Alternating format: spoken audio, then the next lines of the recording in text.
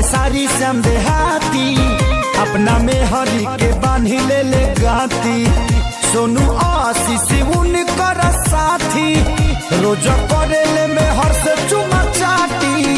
प्यारे लाल खेसारी श्याम देहाती अपना में हरी के बांधी ले गाती। दियऊ आजाद बेदर्दी हो अपने चलावे खाली मर्जी हो।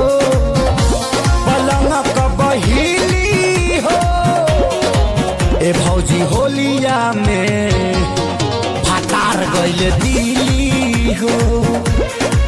ए भौजी होलिया में भातार गइल दिली।